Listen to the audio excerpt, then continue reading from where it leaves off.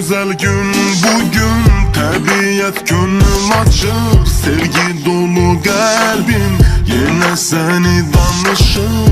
Cingildesin kulakların, cingildesin kulakların. Sevgim coşup taşır, seller sular kimi, bu dağları sarıyan sarmaşıklar kimi. Məni sara qollarım, məni sara qollarım.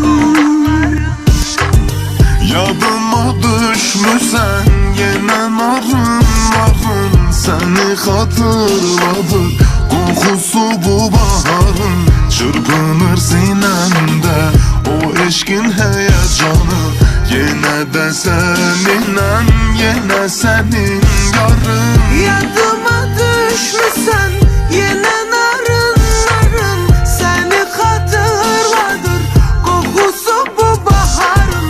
Çırpınır sinəmdə o eşkin həyəcanı, yenə də səninəm, yenə sənin yarım.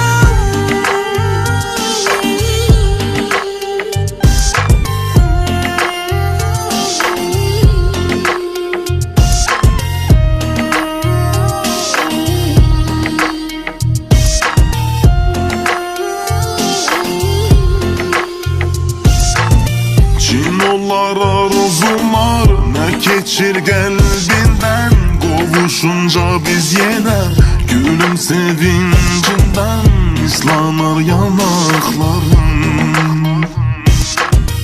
islanır yanakların.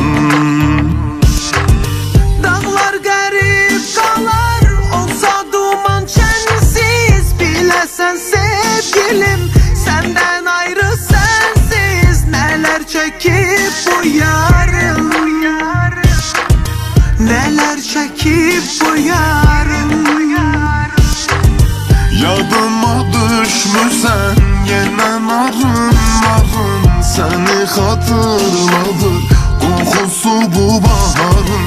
Çırpınır sinəmdə o eşkin həyəcanı, yenə də səninəm, yenə sənin yarın. Yadıma düşmüsən yenə narın narın, səni xatırladır qoxusu bu baharın. Çırpınır sinəmdə o eşkin həyəcanı, yenə də səninəm, yenə sənin yarım.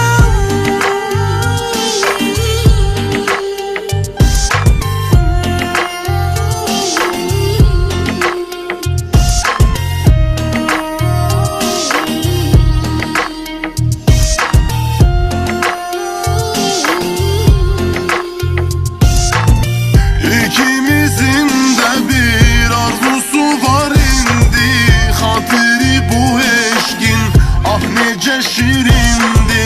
Anlamı o çağları, anlamı o çağları. Yadıma düşmüsən yenə narın narın, səni xatırladır qoxusu bu baharın.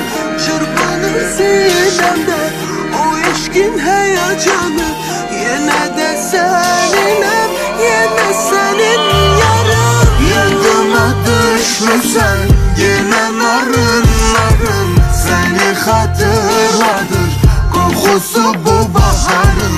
Çırpınır sinəmdə o eşkin həyəcanı, yenə də səninəm, yenə sənin yarın.